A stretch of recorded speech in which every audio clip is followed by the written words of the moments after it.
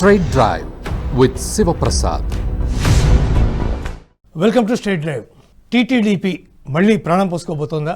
ఆంధ్రప్రదేశ్ ముఖ్యమంత్రిగా ఉన్న చంద్రబాబు నాయుడు మళ్ళీ తెలుగుదేశం పార్టీకి తెలంగాణలో పూర్వ వైభవం తెచ్చే దిశగా పావులు కదుపుతున్నారా? భారతీయ జనతా పార్టీతో ఆంధ్రప్రదేశ్లో అలయన్స్లో ఉన్నటువంటి టీడీపీ ఎన్డీఏ గవర్నమెంట్ ఫామ్ చేసి ప్రస్తుతం అధికారంలో కొనసాగుతున్న నేపథ్యంలో తెలంగాణలో కూడా భారతీయ జనతా పార్టీతో కలిసి టీటీడీపీ అధికారంలోకి రావడానికి ప్రయత్నం చేసే దిశగా ముందు కదులుతున్నాడా చంద్రబాబు నాయుడు? అంటే అవుననే మాటలే వినిపిస్తున్నాయి. టీటీడీపీ ఏర్పడిన తర్వాత, రాష్ట్ర విభజన జరిగి ఏపీ తెలంగాణ విడిపోయిన తర్వాత టీటీడీపీలో చాలామంది ప్రధానమైనటువంటి ముఖ్య నాయకులే ఉండేవారు. కానీ మారుతున్నటువంటి రాజకీయ పరిస్థితుల నేపథ్యంలో ఓటుకు నోటు కేసు, చంద్రబాబు ఆంధ్రప్రదేశ్లో ముఖ్యమంత్రి కావడం, హైదరాబాద్ నుంచి తరలి వెళ్ళిపోవడం, అలాగే ప్రధానమైనటువంటి నేత రేవంత్ రెడ్డి కూడా ఓటుకు నోటు కేసులో ఒక ప్రధానమైనటువంటి అక్యూజ్డ్గా ఉండడం, వీటన్నిటి కారణంతో ఒకటి. రెండవది, కేసీఆర్ మంత్రాంగంతో అధికారం కోసం, తమని తాము కాపాడుకోవడం కోసం టీడీపీలో ఉన్నటువంటి చాలామంది నేతలు బీఆర్ఎస్ తీర్థం పుచ్చుకున్నారు. కొంతమంది ప్రముఖులు కనుక చూస్తే ఎర్రబెల్లి దయాకర్ రావు, కడియం శ్రీహరి, తలసాని శ్రీనివాస యాదవ్, మండవ వెంకటేశ్వరరావు, గంప గోవర్ధన్, ఇట్లాంటి చాలామంది కీలక నేతలు, ఇంపార్టెంట్ అయినటువంటి నేతలు. ఎల్ రమణ ముఖ్యంగా టీటీడీపీకి అధ్యక్షుడిగా కూడా ఉన్నారు చాలా కాలం. ఆయన వెళ్ళిపోయారు.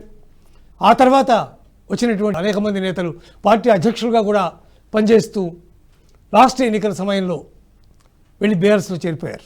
ఇలా చూస్తే మొత్తానికి అసెంబ్లీలో టీటీడీపీ అనేది లేకుండానే పోయింది.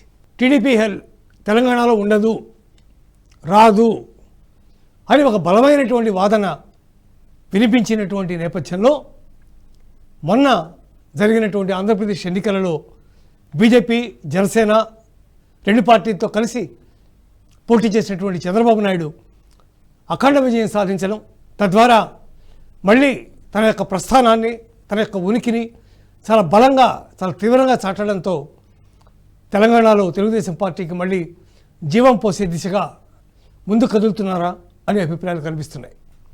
భారతీయ జనతా పార్టీ ఏ పార్టీతోనూ అలయన్స్లో లేదు తెలంగాణలో.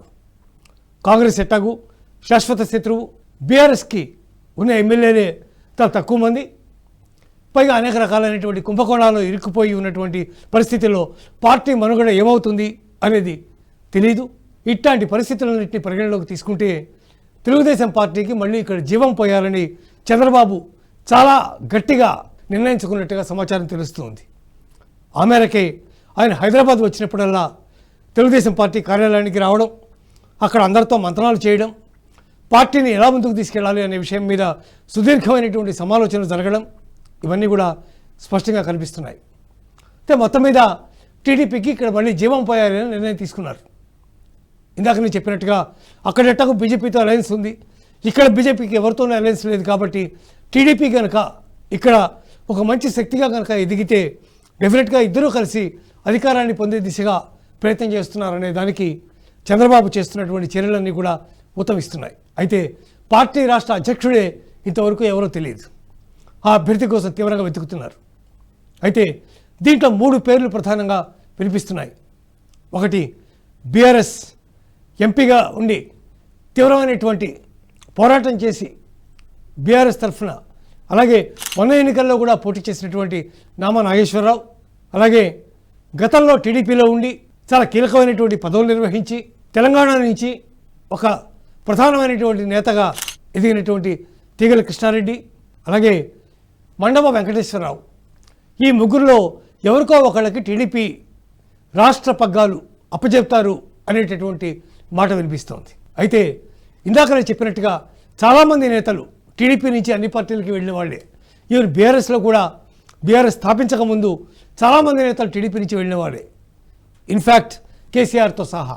అందువల్ల ఇట్లాంటి నేపథ్యం ఉంది కాబట్టి, ప్రస్తుతం బీఆర్ఎస్ కష్టకాలంలో ఉంది కాబట్టి, ఎవరైతే బీఆర్ఎస్లో టీడీపీ నేతలు గతంలో ఉండి బీఆర్ఎస్కి వెళ్ళిపోయారో వాళ్ళందరినీ కూడా మళ్ళీ వెనక్కి పిలిచే ఉద్దేశంలో ఉన్నట్టుగా సమాచారం తెలుస్తూ ఉంది.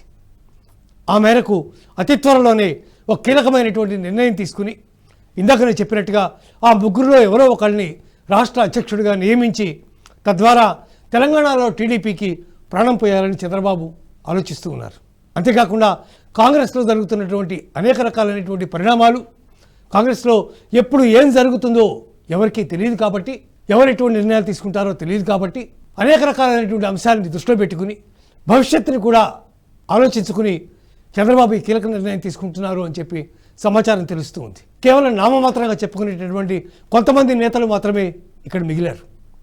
ఎవరైతే పార్టీ అధ్యక్ష పదవి స్వీకరిస్తారో వారు సామాజిక పరంగా, ఆర్థికంగా, గతంలో ఉన్నటువంటి అనుభవం వీటన్నిటిని పరిగణలోకి తీసుకుని ఒక సీనియర్ అయినటువంటి పర్సన్ని, అన్ని విధాలా ధీటుగా అపోజిషన్ ఎదుర్కోగలిగినటువంటి సామర్థ్యం ఉండే నేతని ఎంపిక చేయాలి అనేది ప్రధానమైనటువంటి ఆలోచనగా తెలుస్తూ ఉంది. ఈ ఆలోచన అతి త్వరలో సాకారమయ్యే అవకాశం ఉంది. చంద్రబాబు అతి త్వరలోనే తెలుగుదేశం పార్టీ తెలంగాణ శాఖకి సంబంధించినటువంటి ఆఫీస్ బేరర్స్ అందరినీ ప్రెసిడెంట్తో సహా ప్రకటించే అవకాశం కూడా కనిపిస్తోంది.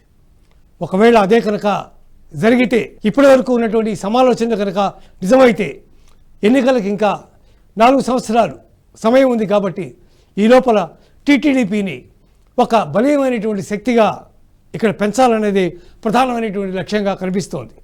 దీనికి పరోక్షంగా బీజేపీ మద్దతు ఉందా అనే అంశాల్లో క్లారిటీ లేదు. దీని మీద చంద్రబాబు ఒకవేళ అధిష్టానంతో ఏమైనా చర్చించారా అనే విషయం మీద కూడా క్లారిటీ లేదు. కానీ అక్కడ ఉన్నటువంటి పొత్తుని దృష్టిలో పెట్టుకుని తెలంగాణలో కూడా ఈ 2 పార్టీలు పొత్తులో వెళ్తే బాగుంటుందనే ఆలోచన మాత్రం చేస్తున్నట్టుగా సమాచారం తెలుస్తుంది. ఏదేమైనా అతి త్వరలో దీనికి సంబంధించినటువంటి ప్రకటనని మనం వినబోతున్నాం. టీటీడీపీకి మళ్ళీ ఇక్కడ మహోజ్వలమైనటువంటి భవిష్యత్తు ఉంటుంది అని చంద్రబాబు భావిస్తున్నట్టుగా కూడా సమాచారం తెలుస్తుంది. చూస్తూనే ఉండండి NHTV.